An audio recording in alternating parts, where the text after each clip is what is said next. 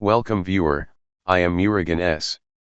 This video tutorial describes, fix bad Bluetooth audio on Windows 11. Disable hands-free telephony for clear sound.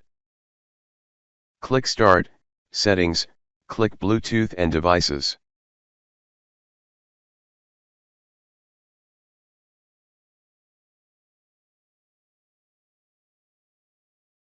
Click Devices.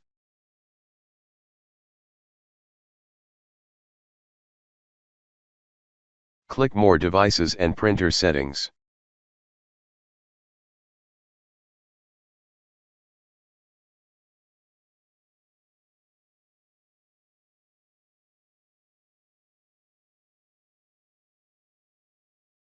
Right-click Devices, click Properties.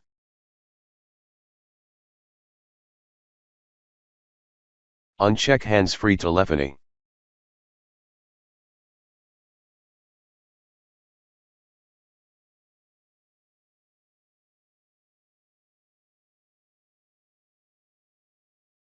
I hope this video tutorial helps to you. Please like, share and don't forget to subscribe my channel. Thank you very much.